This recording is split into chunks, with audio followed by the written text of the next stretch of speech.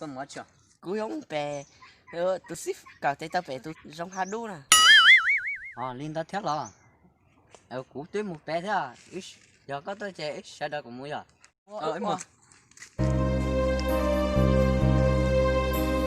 ôi bao giờ cú chỉ cho nó con bé hồi giờ nó mà cú phua chết rồi nè để con này bao giờ của bé của thú à rồi nhớ lúc sau thì tôi nè wow cũng nhớ lúc sau hẳn nhỏ thế này mình có nhớ để tôi nó không cứ nhớ thì lúc trong cú rễ cho nè như thế à chắc cho nó hết rồi giống ăn đúng này có chưa làm không lấy xé lấy bộ bao ý là cho tỏi rồi anh hỏi chị nói hết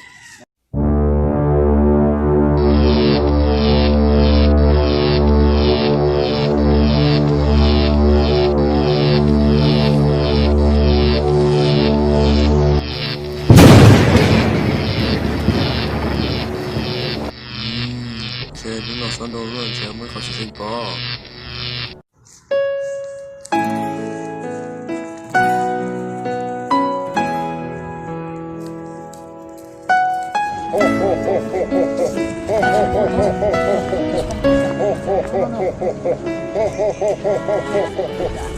rồi trong hai đứa rồi chơi nó chơi mua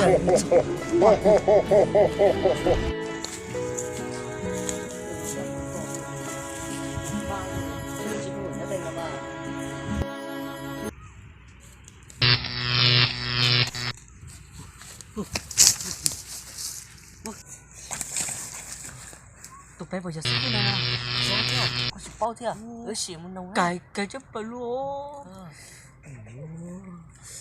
trời gì vô nó nó ra tiếng mấy tú chứ xíu một nông sao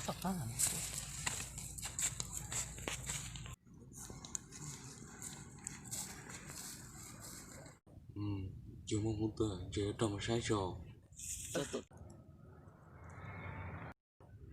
Tụi mình tu để tôi chỉ là nó. có bây giờ tụi xíu với nhau lưu rong hai đứa nào Giờ cơ, tụi mình tu để tôi mua là chỉ. sư phụ với sao tôi cả chú nó có sao Tao cơ, món nó lì lờ. Nó cái chỉ một số, tao kín nó mà tua. ô liều sư phụ với mù lò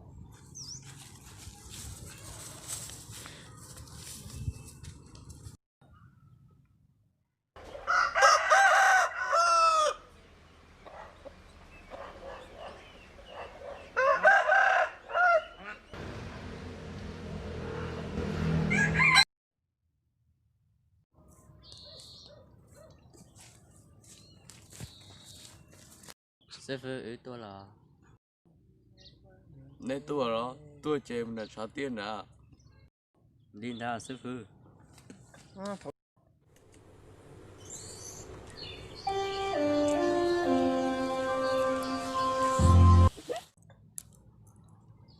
Nếu tôi đó ý tôi là sư phụ sư phụ có khi tôi chỉ rồi那自己的不晒手。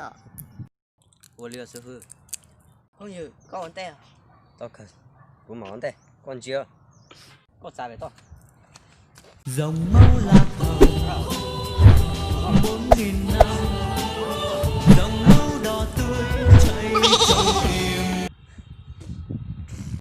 để sai nữa rượu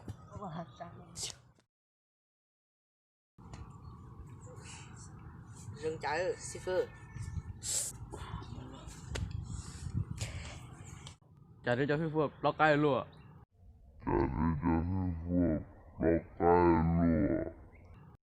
Bố mà uống rồi nên sai sọ.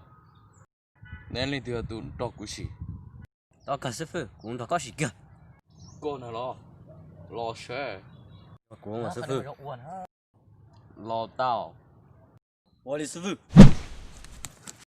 hỏi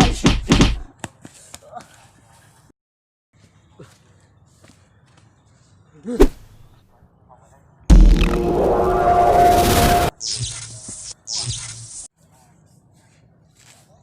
ơi. Vừa chả. chưa chắc sư phụ có chú ý lo hay vui và chỉ được con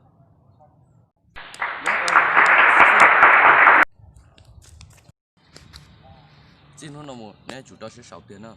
我嘞呀，师傅，我嘞。 Hãy subscribe cho kênh Ghiền Mì Gõ để không bỏ lỡ